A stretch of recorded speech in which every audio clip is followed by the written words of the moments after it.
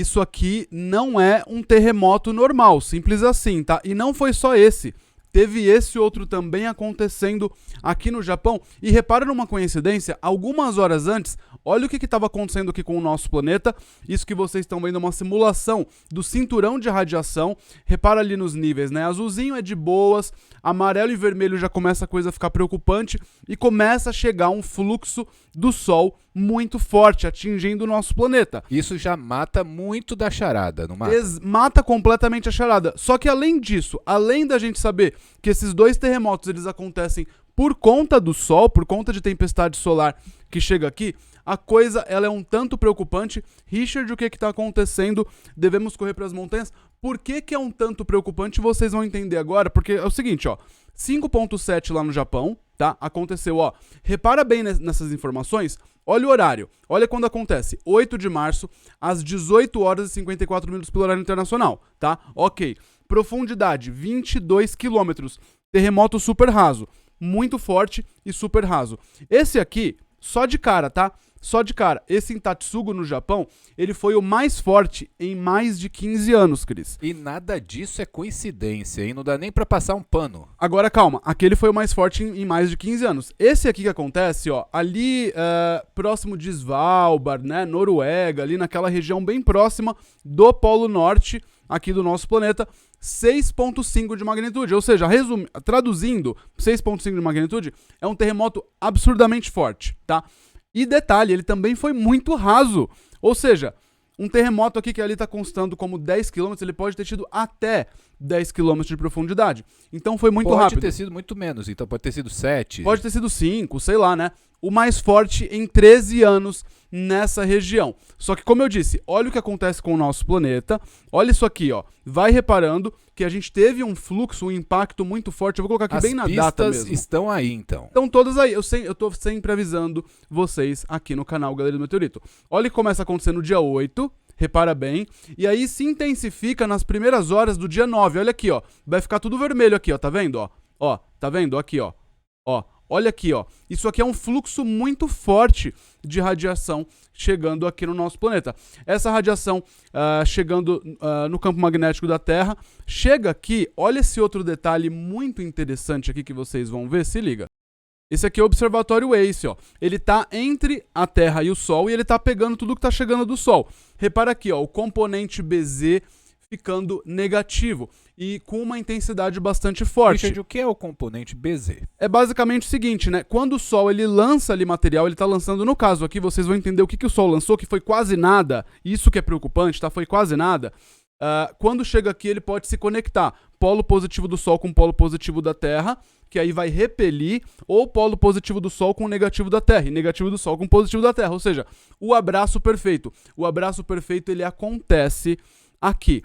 Só que ainda assim, né, não seria suficiente, eu acredito. Mas mesmo assim a gente tem o quê? Olha aqui, ó. Tempestade solar de nível G2. Repara aqui como começa aqui, ó. Começa a tempestade solar mesmo no dia 8, ela vai se intensificando e ela evolui, olha aqui, ó. Olha aqui, ó. Chega no KP 6.3, tá? No dia 9 de março, logo pela manhã, entre as 9h30 da manhã e as 10 horas da manhã, pelo horário de Brasília. Então pega muito bem toda essa região, principalmente ali próximo da Noruega, que era lá do noturno ali, tava, né, aguentando. Olha, justamente toda essa teve carga o terremoto? do Sol. Exatamente, é justamente onde a gente tem o terremoto. Que surpresa, não? Que surpresa, né? Que surpresa, não é de hoje, pessoal, que a gente fala. Atividade solar, né? Na verdade, não matem os mensageiros, né? Quem dizem são os cientistas, na verdade, não, de acordo... Você inventou isso? Não, não tô inventando, não é do nada, né? São cientistas, diversos cientistas, dezenas de cientistas, liberando aí diversos estudos científicos, diversos artigos, né? Explosão solar, ejeção de massa coronal, e não só, né? Até mesmo um buraco coronal, que é o que vocês vão ver que aconteceu, é capaz de ser gatilho para terremotos, erupções vulcânicas, mudanças abruptas no clima e tem impacto apenas, né? Até mesmo na nossa saúde e de diversas formas, viu, Cris? Por que é preocupante? Por quê? Olha isso aqui, ó. Olha o que o Sol fez. Olha o que o Sol faz alguns dias antes, tá? Vocês vão ver o que está acontecendo. Isso aqui são imagens do dia 8. Olha aqui, ó, dia 8. Isso aqui é um buraco coronal. Pra quem tá lá fazendo o nosso curso, já tá meio que sabendo de tudo aqui, né? Meio que se tornando um perito na atividade solar, nas tempestades solares, então vai entender perfeitamente o que eu tô falando. Pra quem não tá fazendo o nosso curso, eu vou explicar por cima, dar uma pincelada pra vocês, tá? É o seguinte, isso aqui é um buraco coronal, aqui as linhas de campo magnético, elas estão soltas, então aqui a gente tem um fluxo de vento solar muito mais intenso. Isso já é o dia 9, ó, conforme a rotação do Sol, só que aí o que acontece? No dia, olha isso aqui, ó, vamos lá, voltando, ó. Agora vai voltar, ó, se liga, na posição que tava esse buraco coronal, ó, no dia 8. No dia 8, ou seja, dia 7 ele estava bem centralizado. Então, esse fluxo de vento solar mais intenso, ele começa a chegar aqui no nosso planeta a partir do dia 8 e se intensifica quando? Ontem, no dia 9, né? Então, teve um fluxo de vento solar muito forte e é isso que causa aquilo ali que a gente estava vendo, né? Tudo isso aqui, ó, repara. Repara nisso aqui, ó. Olha isso aqui, ó. O efeito acaba chegando aqui no nosso planeta, né? Mas você falou que o que surpreende é que nem foi tanto material assim? Não foi porque, assim, buracos coronais, pessoal, eles podem até produzir uma tempestade solar? Até pode. Só que quando acontece é uma G1. É muito raro a gente ter uma G2 com buraco coronal. Esse buraco coronal, ele era grande? Ele era grande. Mas não era, assim, um recordista para justificar uma G2. Ou seja, meio que pegou todo mundo de calça curta. Pegou. Na verdade, assim, poderia causar uma G1? Poderia. Mas podia até ser que nem causasse nada. Tá? Mais ou menos isso. E isso pode ser só o começo. Outra coisa. Repara que tem um outro buraco coronal aqui, né? Menorzinho do que aquele, mas repara que cerca de 2 dias depois ele fica bem mirado pra Terra, ó, repara. Ele fica mirado no dia 9, dia 10 agora, entrando no dia 10, ó. Ele tá bem mirado pra gente agora, reparou? Bonito, ó, tá miradinho pra gente aqui, ó. Quando que é isso? Dia 10, né? Então, lá pro dia 12, mais ou menos, ou seja, depois de amanhã. Vai ser mais ou menos quase junto com o eclipse. Hoje é segunda, terça, quarta. Olha só, eclipse. Um dia antes do eclipse, mais ou menos. E o buraco alinhado ainda. E aí, o que vai acontecer? E isso aqui, na hora que chegar daqui a 2 dias, quarta-feira, ou seja, né? Lá pro dia 12 de março, esse buraco coronal, ele vai estar mais ou menos nessa posição, mas é aí que o vento dele, quando ele estava centralizado, vai chegar aqui pra gente. Porque tem aquela espiralzinha. Isso, exatamente, por conta da espiral de Parker, né? Esse fluxo, né, solar, ele acaba saindo de uma forma meio espiralada. É aquele efeito que nem de ralo, assim, que você joga a água aqui na frente, Isso. ela só vai entrar no ralo mesmo quando faz a volta, assim, naquela espiral. Exatamente. Lá atrás, às vezes. Exatamente. Então, isso aqui, pessoal, esse buraco coronal, ele era suficiente para produzir um vento solar mais intenso? Sim. Mas mais intenso a ponto de gerar uma G2? Não, tá? Eu não acredito nisso. O que pode estar acontecendo, Richard? Por que eu digo que é preocupante? Porque tá acontecendo, isso é fato, tá? Tá acontecendo, no mínimo, uma excursão dos polos magnéticos da Terra. Ou, se bobear, uma inversão dos campos magnéticos da Terra. É um dos dois, a gente não sabe. Os dois são preocupantes, tá? O que acontece? A gente tendo um campo magnético oscilando de uma forma tão grande como está acontecendo recentemente, a gente tem um campo magnético mais enfraquecido. Então, até mesmo um buraco coronal, como esse que vocês estão vendo, né? É capaz de produzir uma tempestade solar de uma forma um tanto inesperada, como foi isso que aconteceu aqui, né? Que a gente conseguiu perceber. O campo de força da Terra tivesse já meio fraco. Meio capenguinha, né? Meio capenguinha. Então a gente já tem impactos mais fortes. E como eu disse, é preocupante porque isso aqui, Cris, não foi nada. Isso aqui é só um fluxo de vento solar mais forte. É mais ou menos comparando, é mais ou menos o seguinte. Imagina que você está entrando ali na praia, tá? E você pode ter alguns tipos de golpes. Uma onda forte. Daquelas praias de tombo. Uma onda muito forte pra te derrubar, ou só uma correnteza um pouco mais forte. Só que é uma correnteza um pouco mais forte. Não chega a ser uma onda pra te derrubar. Quer dizer, se você cai, é porque tem algo errado com você, então. Com você, provavelmente. Exatamente.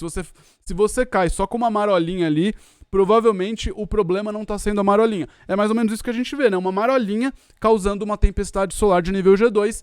E, como eu disse pra vocês, né?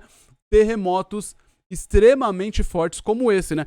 Isso aqui, pessoal, lembrando que todo esse fluxo do material solar, não é à toa que a gente tem as auroras acontecendo aonde? Nos polos, né? Polo Norte e Polo Sul. É aqui que a gente tem a aurora boreal e a aurora austral. As auroras polares, aquela explosão de brilhos que a gente vê no céu, que é o sonho de muita gente, né, Cris, de observar, elas são um efeito da atividade solar, um efeito de todo esse eletromagnetismo chegando aqui no nosso planeta. Então, a gente tem essa produção dessas cores magníficas nas regiões polares. E aqui, a gente estava com essa região do planeta, pessoal, exatamente no lugar onde estava explodindo em auroras, e poucas horas depois, a gente tem aí, né? Na verdade, pouquíssimas horas depois, a gente começa a ter no dia 8, se intensifica no dia 9, e aí, ó, dia 10, 2 e pouquinho da madrugada, ou seja, logo na virada, né, do dia 9 pro dia 10, a gente tem esse terremoto de magnitude 6.5, simplesmente absurdo lá em Svalbard, né? E no Japão, mesma coisa, no dia 8 de março, às 18 horas e 54 minutos, começa ali, depois teve vários outros ali, né? Foi quase que também sincronizado, então, quase que os dois sincronizado. eventos. Então não, pessoal. Esses terremotos não são terremotos comuns, como eu disse pra vocês, são terremotos que foram produzidos pelo Sol, gatilho do Sol, tá? Isso eu falo sem papas na língua, e não sou só eu que tô falando, diversas pessoas que fazem estudo, inclusive no Japão é muito comum eles usarem isso. Tem até esse tweet aqui, esse post que eu separei pra vocês. Olha aqui, ó.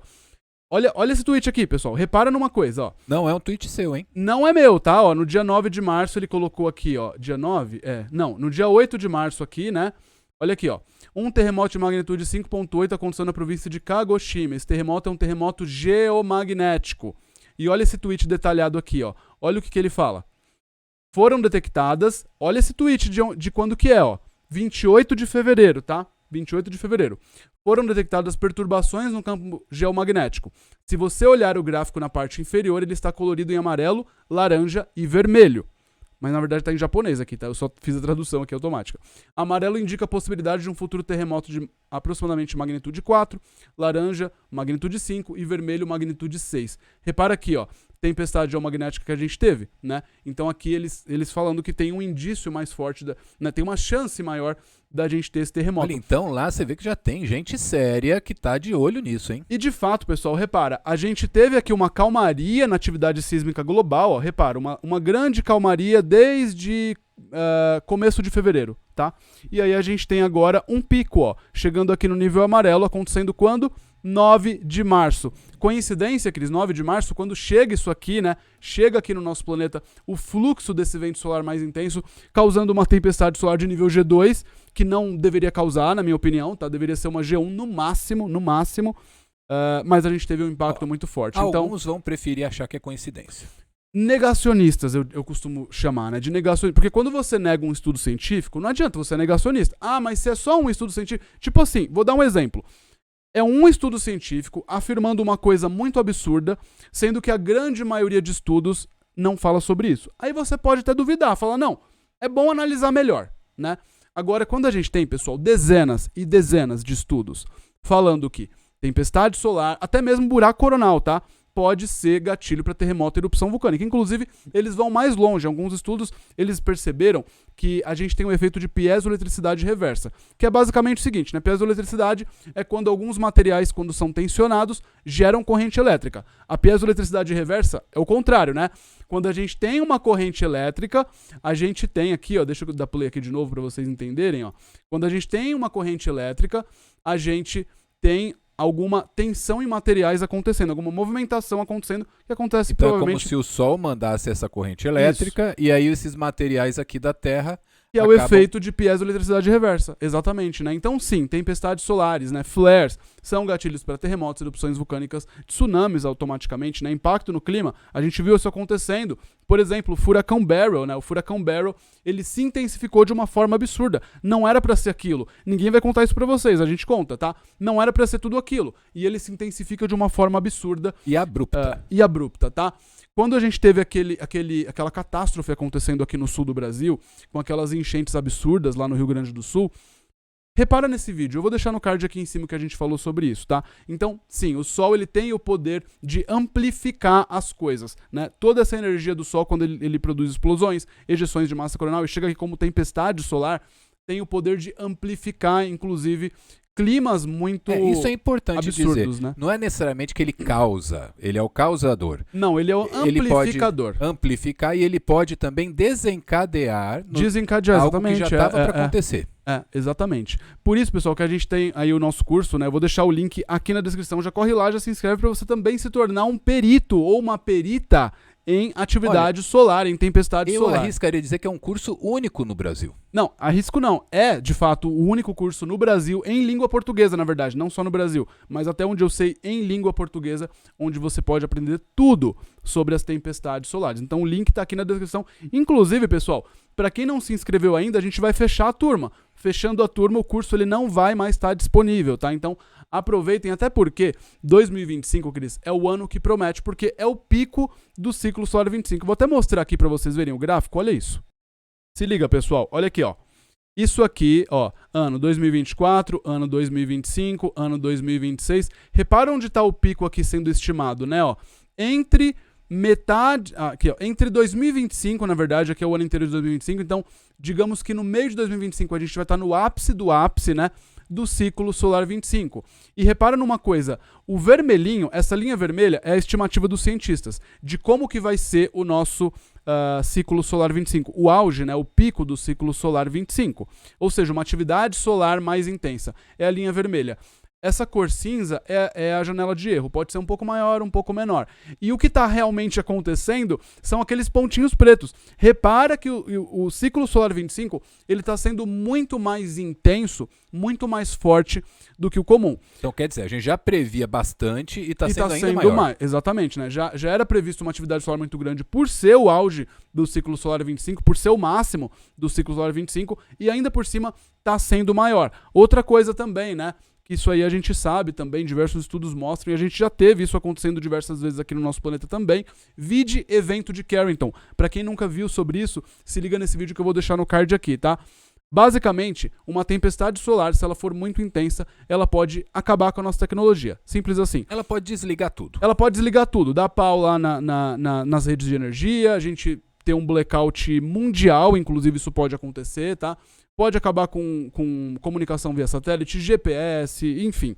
É uma bagunça total. E mesmo quando a gente tem tempestades solares menores, a gente tem impacto na nossa tecnologia. Agora imagina se a gente tem uma muito forte. E sim, pode acontecer agora em 2025. Se bobear até seu carro, você que pensa, não, mas aí eu fujo. Não, até seu carro pode parar também. E aí você vai falar, não, Richard, de qualquer coisa eu corro para as cavernas, né? Só que aí que tá, né? Como que você vai correr para as cavernas, como o Cris disse, né? Seu carro também pode parar, né? A gente pode ter um impulso eletromagnético, inclusive, porque lembra que eu falei para vocês do BZ lá, o BZ negativo, o BZ positivo, onde eu coloquei isso aqui, ó, tá aqui, ó. Ó, se liga. Repara numa coisa. Tá vendo aqui o componente BZ, ó? Isso aqui é o polo negativo do Sol se conectando com o positivo da Terra e positivo do Sol se conectando com o negativo da Terra. Lá no nosso curso a gente fala tudo sobre isso também, tá? Aqui a gente teve uma velocidade mais intensa. Repara como aqui intensifica um pouco quando, ó, justamente no dia 9, é quando a gente tem um impacto maior, né? E aqui também, ó, ele fica oscilando bastante, na verdade. Isso aqui é o que favoreceu ainda essa tempestade solar de nível G2 acontecer. Se esse vermelhinho aqui tivesse acima desse pontilhado, se ele tivesse para cá o tempo inteiro, a gente não teria essa tempestade solar, ela não aconteceria. Então isso aqui a gente tem é como se fosse um sopro lá de uma sondinha que tá lá, ela fala, ó, tá vindo assim o vento, viu? Ó, ele tá vindo com BZ negativo. Se preparem aí, porque daqui mais ou menos uma hora isso chega na Terra. E é exatamente o que aconteceu, tá? Só que, quando a tempestade solar ela é muito forte, quando a gente tem um verdadeiro tiro de bazuca do Sol na direção da Terra, e ela vai ser de nível G5, absurdo, mesmo que isso aqui esteja positivo, ou seja, positivo, positivo, negativo com negativo. O normal seria não acontecer nada, né? Só que aí a gente pode ter um pulso eletromagnético. Que é o famoso PEM, como ele chama, pulso eletromagnético, ou EMP, que é Electromagnetic Pulse. Isso, exatamente. Esse pulso eletromagnético, ele pode acabar desligando coisas mesmo que estejam fora da tomada. Até seu celular. Até seu celular, ele pode parar de funcionar mesmo fora da tomada. Inclusive, a gente fez um vídeo, Cris, aqui no canal Galeria do Meteorito, falando sobre isso. Qual que é o risco do seu celular, mesmo fora da tomada, dar um pau total, tá? A gente fez isso, fez um vídeo falando só sobre isso. Vou deixar no card aqui. Viu? Esse negócio de pulso eletromagnético não é mito, porque até governos aí, vários países já têm várias armas e utilizam esse tipo de tecnologia que eles estão desenvolvendo. Agora você imagina uma arma do tamanho do Sol, tá? É mais ou menos isso que a gente tem que se preparar, tá? Que nem a estrela da morte lá do Star Wars. Só que essa é uma estrela de verdade, não foi criada, tá? Isso aqui, pessoal, é o lado oculto do Sol nesse momento, esse é o lado visível do Sol, aqui tinha uma mancha escura muito grande, ela desapareceu do lado oculto, tá? Isso aqui a gente percebe por heliosseismologia, ela desapareceu. E onde ela aparece? Aqui, ó, isso é a imagem mais atualizada do Sol. Repara, uma grande região ativa surgindo, é uma que a gente tem que ficar de olho, ela vai estar rodando aqui pelo disco visível do Sol, ou seja, virado para a Terra pelos próximos 14 dias mais ou menos, ou seja, daqui a 7 dias ela vai estar perfeitamente mirada para a Terra, então estaremos de olho em tudo que acontece lá no Sol, no céu e no espaço. Breaking news a qualquer momento. Breaking news a qualquer momento. Prognóstico, o Sol está super calmo, só que essa grande região ativa, ela pode tirar, né, o Sol dessa calmaria. Com o Sol calmo a gente já está tendo isso. Imagina com o Sol não calmo, né? De olho nos próximos dias, breaking news a qualquer momento. Basicamente é isso. Até a próxima. Fui, tal.